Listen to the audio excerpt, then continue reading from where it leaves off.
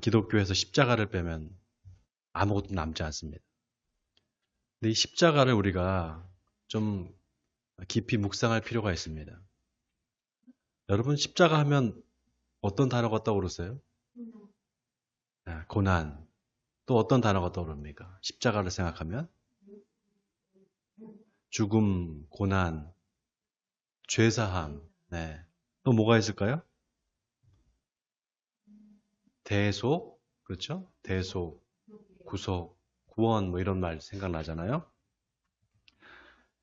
근데 여러분이 그런 단어가 생각난다는 거, 십자가를 볼 때 대속이니 구원이니 죄사함이니 죽음이니 이런 단어가 생각나는 거는 여러분이 십자가를 그 자체로 사람을 처형하는 그 처형틀로 보는 것이 아니라 이미 어떤 종교적인 관점에서 종교적인 표상으로 보고 있는 겁니다.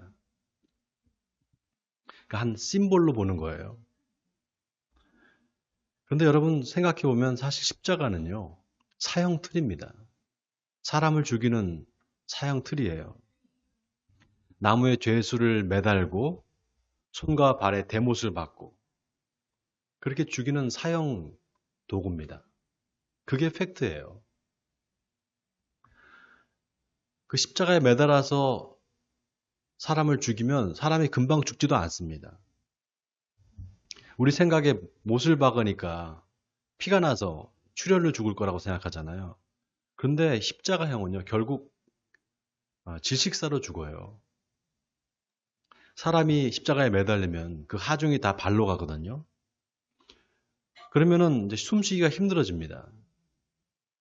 근데 나중에 망치로 정강이 뼈를 부셔버려요. 그러면 하중이 갑자기 확 몰리면서 횡격막이 위로 확 올라갑니다. 그래서 폐와 심장을 압박을 해서 질식해서 죽는 거예요. 이게 십자가형입니다. 로마 그 당시에 가장 잔인한 사형 집행 도구가 바로 이 십자가형이었어요. 그런데 우리는 십자가를 보면서 대속이니 구원이니 이런 말들을 떠올린단 말이죠. 그거는 이미 십자가를 어떤 종교적인 기독교적인 교리의 관점에서 보고 있는 겁니다. 만약에 예수님이 달려 죽은 그 나무 십자가를 그대로 가져와서 교회에 세워놨다고 한번 생각해 보세요. 여러분 아마 똑바로 못 쳐다볼 겁니다. 대못이 박혀 있고 핏자국이 선명한 그 십자가 그대로 그걸 세워놨다고 생각했을 때 제대로 쳐다볼 수 있겠습니까? 아마 우리 주일학교 아이들은 다 무서워서 아마 울 겁니다. 오늘 십자가에 대해서 한번 생각해 볼 텐데요. 우리가 십자가를 어떤 종교적인 표상이나 교리적인 차원이 아니라요.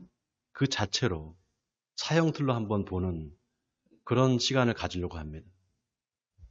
오늘 본문에 보면 예수님이 십자가에 달리시는 장면이 나옵니다. 오늘 본문 16절에 보니까요. 군인들이 예수님을 끌고 브라이도니온이라는 뜰 안으로 들어가서 예수님한테 자색옷을 입힙니다. 또 머리에는 가시관을 씌우고 그 앞에서 경례를 하면서 유대인의 왕이여 평안할지어다 이렇게 조롱을 합니다. 또 어떤 이는 갈대로 예수님의 머리를 치고 침을 뱉고 그 앞에서 절을 합니다.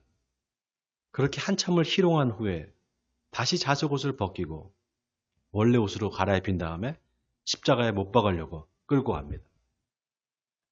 여러분 혹시 패션 오브 크라이스트라는 영화를 보셨어요? 네, 멜 깁슨이 감독했던 영화죠. 패션 오브 크라이스트. 예수님의 고난, 예수님의 순환이라는 영화입니다. 그 영화에 보면 예수님이 채찍에 맞아서 살점이 다 떨어져 나갑니다. 얼마나 그 채찍이 얼마나 그 잔인한 채찍인지 몰라요. 그 앞에 쇠 조각을 달아서 쇠 조각이나 짐승의 뼈 자국을 달아서 치는 거예요. 살점이 막 떨어져 나갑니다. 얼굴에는 가시관을 씌워서 얼굴이 다 피범벅이 돼요. 그 영화를 보다가 실제로 심장마비로 죽은 사람이 많이 있다고 그래요. 이건 실제 그렇습니다. 그 정도로 그 영화가 리얼해요. 그 영화에 보면은요, 구레네 시몬이라는 사람이 나와요. 오늘 성경에도 나오죠. 구레네 시몬이 예수님이 지신 그 십자가를 대신 지고 갑니다. 로마 군인들이 너 일로 와봐 해서 이 십자가를 대신 지게 합니다. 그래서 구레네 시몬이 예수님의 십자가를 대신 지고 가는데 로마 군들이 뒤에 쫓아오면서 예수님을 계속해서 채찍으로 때리고 몽둥이로 때립니다. 그러니까 나중에 이 구레네 시몬이 때리지 마 그럽니다. 때리지 말라고. 계속 그러면은 나는 이제 십자가를 안 지겠다고 그렇게 말합니다. 성경에는 그런 이야기가 안 나와 있죠. 근데 그 부분은 감독이 각색을 한 거예요. 그 영화를 보면서요. 구레네 시몬을 보면서 바로 우리가 저 상태에서 예수님이 십자가를 지는 그 현장에 있었으면 바로 우리가 저 구레네 시몬이겠구나 이런 생각을 했습니다. 여러분 예수님이 누가 너희들로 오리를 가자 하면 십리를 가져봐라. 속옷을 달라 하면 겉옷까지 줘봐라. 이런 말씀 하시잖아요. 그게 그냥 하신 말씀이 아니에요. 당시 로마 법이요. 로마 군병이 피지배국에 누구든지 잡아서 너 내 짐을 들고 따라와 그러면 무조건 따라가야 됐습니다. 그게 로마 법이었어요. 성지순례를 가보면요. 예수님이 걸어가신 그 십자가의 길이라는 게 있어요. 비아 돌로로사라고 합니다. 빌라도한테 재판받은 곳에서 골고다 언덕까지 약 800m 정도 거리가 됩니다. 언덕으로 이렇게 올라가는 길이에요. 그 언덕 끝에 이제 골고다라는 해골의 처라는 곳이 있어요. 영어로는 갈보리입니다. 근데 거기가 원래 돌을 캐는 채석장이었어요. 예루살렘 성 밖에 가까운 데 있습니다. 그래서 거기를 사형장으로 썼습니다. 구레네 시몬이 거기까지 예수님의 십자가를 대신 지고 간 거예요. 자, 거기서 이제 예수님을 십자가에 못 박습니다. 오늘 본문 23절에 몰약을 탄 포도주를 예수님께 드리니까 예수님이 받지 않으셨다고 했습니다. 몰약을 탄 포도주는요, 죄인이 죽을 때 고통을 좀 경감하기 위해서 마시는 마취제와 같습니다. 근데 예수님께서 그걸 거부하신 거예요. 그냥 온전히 그 고통을 다 감내하시겠다는 겁니다. 자, 예수님의 옷을 발가벗기고 그 발가벗긴 채로 십자가에 예수님을 못 박습니다. 그리고는 예수님의 옷을 제비 뽑아서 나눕니다. 그리고 십자가 위에는 유대인의 왕이라는 죄패를 써서 붙였습니다. 그리고 예수님의 양옆에 두 죄수들이 하나는 우편에 하나는 좌편에 못이 박힙니다. 그때가 제3시 바로 아침 9시입니다. 근데 여러분 놀라운 게요. 그 아침 9시에 지나가는 사람들이 있었습니다. 그 지나가는 사람들이 예수님을 보고 뭐라고 하는가. 오늘 본문 29절과 30절 우리 함께 같이 한번 읽어보겠습니다. 29절 30절입니다. 네, 시작. 지나가는 자들은 자기 머리를 흔들며 예수를 모욕하여 이르되 아하 성전을 헐고 사활에 짓는 자여 내가 너를 구원하여 십자가에서 내려오라 하고. 자, 여러분 여기 성전을 헐고 사흘 만에 짓는다는 말, 이게 누구의 말입니까? 성전을 헐고 사흘 만에 짓겠다. 예수님이 이런 말을 하신 적이 없어요. 예수님이 이런 말 하신 적이 없죠. 너희가 성전을 헐어라. 내가 사흘 만에 다시 짓겠다 그랬죠. 성전을 헐고 사흘 만에 내가 짓겠다 이렇게 말씀하지 않았어요. 성전을 헐고 사흘 만에 짓겠다 이 말은 거짓 증인들의 말이에요. 근데 거짓 증인들이 한 이 말을 지금 누가 하고 있는 겁니까? 아침 9시에 지나가는 행인들이 하고 있는 거예요. 여러분 이건 뭘 말하는 겁니까?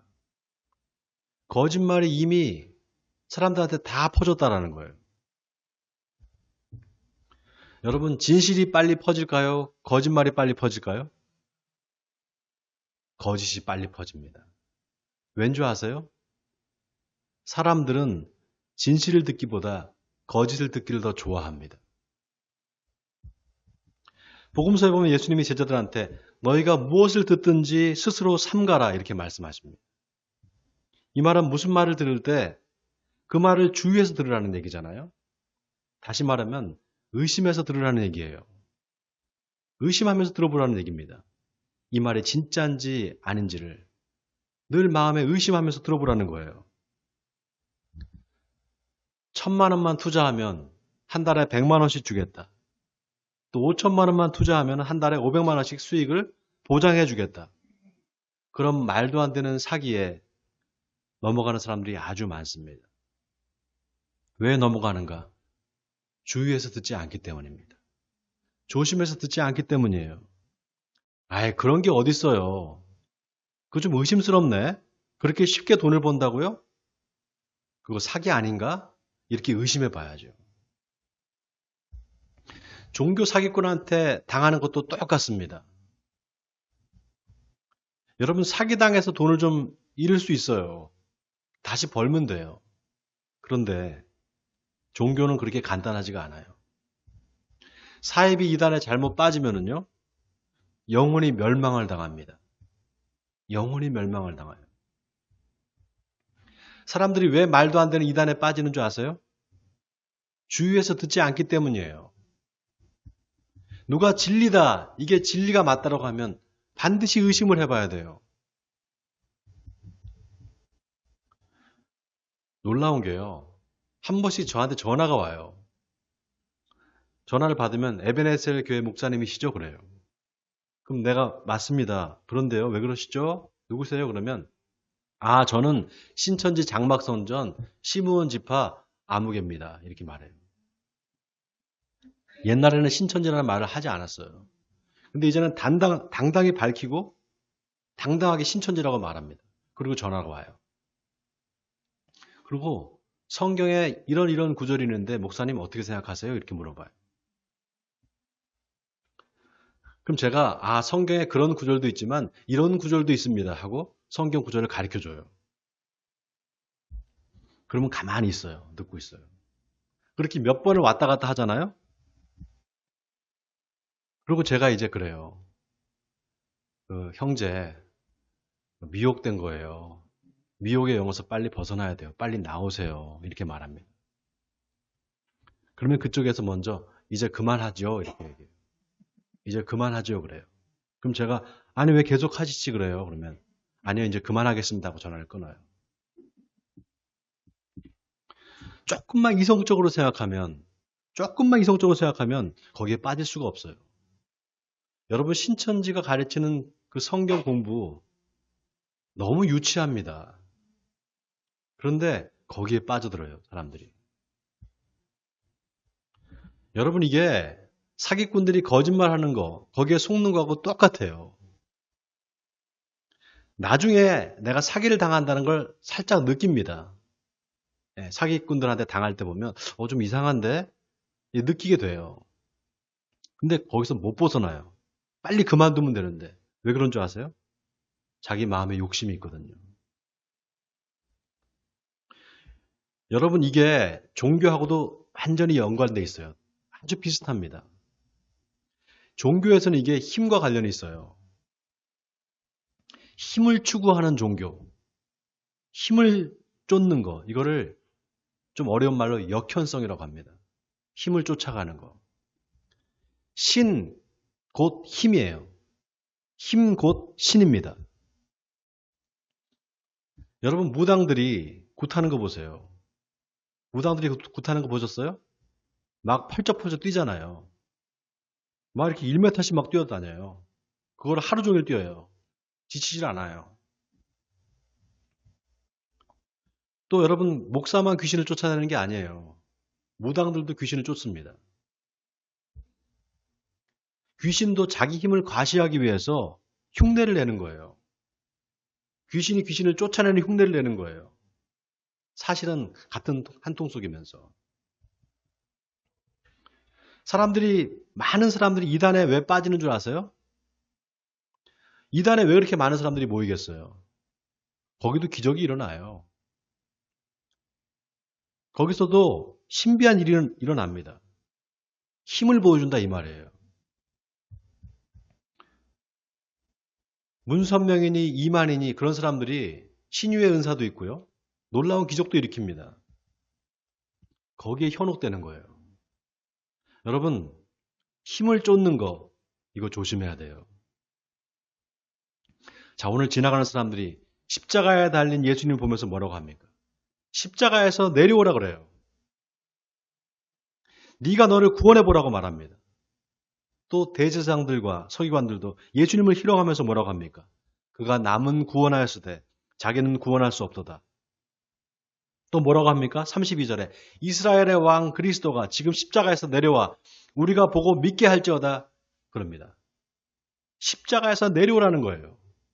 내려오면 우리가 믿을게 이 말입니다. 다시 말하면 힘을 보여줘 달라 이거예요. 힘을. 하나님의 아들이면 힘을 보여달라는 거예요. 그럼 믿겠다 이 말이죠. 여러분, 예수님이 십자가에서 내려올 수 있을까요? 없을까요? 예? 십자가에서 내려올 수 있을까요? 없을까요? 예수님한테 그런 힘이 있을까요? 없을까요? 아니, 가나의 혼인잔치에서 물을 포도주로 만든 기적을 만드시는 분이 그거 못하겠어요? 물고기 2마리와 보리떡 5개로 장정만 5,000명을 먹이시는 분인데, 또 갈릴리 바다에서 풍랑을 잠잠하라 하는 그 말 한마디로 잠잠케 하신 분인데 그뿐입니까? 무리를 걷고 귀신을 쫓아내고 중풍병자를 고치고 심지어는 죽은 나사로를 살리신 분이 예수님이잖아요. 그런데 십자가에서 못 내려오겠어요? 내려올 수 있어요. 자, 그런데 그럼 왜 안 내려오신 거죠? 왜 아무런 저항도 가만히 있었을까요? 안 하고 가만히 있었을까요? 여러분, 지금 예수님한테 십자가에서 내려오라고 하는 사람들이 다 예수님의 기적을 목격한 사람들이에요. 예수님이 얼마든지 십자가에 내려올 수 있는 힘이 있다는 것을 모르고 그런 말을 하는 게 아니에요, 지금. 알고 있어요. 아예 예수님한테 그런 능력이 없다고 생각하면 그런 말도 안 했겠죠. 내려와봐, 내려와봐 이런 말 안 했겠죠. 여러분 잘 들으세요. 알고 있는 거예요. 아니까 그러는 거예요. 이 말은 뭐냐? 네가 진짜 메시아라면 내려와야 된다는 거예요. 그럴 힘이 있느냐? 없으면 너는 메시아가 아니라는 겁니다. 여러분, 이게 중요한 게 제가 처음에 설교를 하면서 우리는 십자가를 볼 때 그 자체로 보기보다 종교적 표상으로 본다 그랬잖아요. 십자가를 보면 대속이니 구원이니 그런 말들이 떠오른다 그랬잖아요. 그게 다 뭡니까? 실은 십자가의 힘이에요. 십자가의 능력이죠. 그런데 그건 사실 우리가 이미 기독교 교리에 영향을 받아서 그렇게 생각하는 거예요. 지금 이 사람들, 예수님한테 내려오라고 하는 이 사람들은 예수님한테 십자가에서 내려오라고 하는 사람들, 그 사람들은 아직 그게 뭔지 몰라요. 대속이니 구원이니 이런 걸 아직 몰라요. 그 사람들 눈에는 그냥 예수가 진짜 메시아라면 십자가에서 내려와야 된다는 거예요. 아니, 하나님의 아들인데 왜 그런 힘이 없나? 내려와야지. 그게 메시아지. 내려오지 못하면 메시아가 아닌 거예요. 그건 가짜인 거예요. 또 하나, 사실 예수님은 정치범도 아니고 반역죄를 짓지도 않았어요. 로마 제국에 반란죄를 지면 십자가형을 받거든요. 근데 반란죄도 짓지 않았잖아요. 그러니까 십자가에서 죽을 이유가 하나도 없어요. 그런데 보세요, 여러분. 유대인들이 예수님을 십자가에 못 박아 죽이자고 할 때 그 죄명이 뭐였습니까? 신성모독죄였잖아요. 그죠? 근데 왜 꼭 십자가에 매달아 죽이려고 했을까요? 신명기에 나오는 나무에 매달린 자마다 하나님께 저주를 받은 자다, 이 말씀 때문이에요. 대제사장과 서기관들이 왜 그렇게 집요하게 십자가형을 주장을 했는가? 예수가 그렇게 죽어야만 신성모독으로 죽는 게 맞는 거예요. 그러니까 네가 신성모독을 한 게 아니면 십자가에서 내려와라 이거예요. 왜 가만히 있냐는 겁니다. 자, 여기서 우리가 생각해 봐야 될 게 있어요. 사람들이 지금 예수님한테서 뭘 기대하는 겁니까? 바로 힘이에요. 하나님의 아들이라면 십자가에서 내려올 힘이 있냐 이거예요. 하나님도 마찬가지예요. 하나님이 살아계시면 왜 하나밖에 없는 아들을 십자가에서 죽게 합니까? 왜 죽는 걸 가만히 보고 있어요? 엘리야 때처럼 하늘에서 불이 내려와서 재물을 싹 태운 것처럼 로마 군인들을 싹 태워 죽여야죠. 그리고 자기 아들을 살려줘야죠. 하나님이 전능하신데, 하나님이 안 되는 게 없는데, 불가능이 없는데 왜 그렇게 가만히 죽도록 내버려 두느냐는 겁니다. 결국 하나님한테 바라는 것도 힘이에요. 그런데 예수님이 그냥 힘없이 죽는 거예요. 그러니까 뭐라고 생각합니까? 아, 신성모독이 맞구나. 지가 하나님의 아들이라고 그러면서 아들을 이게 사칭한 거였구나. 이거 죽어 마땅하네. 그렇게 되는 겁니다. 그러니까 사람들이 다 조롱하고 침을 뱉고 옷을 제비 뽑아 나누면서 죽어 마땅한 놈이라고 생각한 거예요. 만약에 저와 여러분이 그 현장에 있었으면 어땠을까요? 아마 똑같은 생각을 했을 겁니다. 자, 여기서 또 한 번 우리가 생각해 봐야 돼요. 도대체 십자가는 뭘까요? 기독교의 십자가 빼면은 아무것도 없는데 그 십자가를 보면서 우리는 어떤 생각을 하느냐는 거예요. 여러분 십자가의 대속이니 구원이니 그런 생각하지 말고요. 그냥 십자가를 그 자체로 보세요. 그 죽음의 형태를 그냥 그대로 보세요. 그 형틀에 달려서 조롱받고 힘없이 죽어가는 예수님을 생각하면 어떤 생각이 듭니까? 어떤 생각이 듭니까? 결국 예수님은 십자가에서 저항도 한번 못 해보고 죽었어요. 거기서 어떤 기적도 일어나지 않았어요. 하나님이 전능하신 분인데 모든 것을 가능하게 하시는 힘과 능력이 있는 분인데 그 전능하신 하나님이 그냥 가만히 계셨어요. 예수님은 철저히 버림당했습니다. 하나님 아버지한테도 버림을 당했어요. 여러분 이게 바로 그리스도교예요. 그가 남은 구원하였을 때 자기는 구원할 수 없도다. 여러분 이게 그리스도교예요. 이게 기독교입니다. 남은 구원하면서 자기는 구원하지 못하고 힘없이 죽은 예수를 하나님의 아들이자 하나님으로 믿는 거. 이게 우리가 믿는 그리스도교 신앙입니다.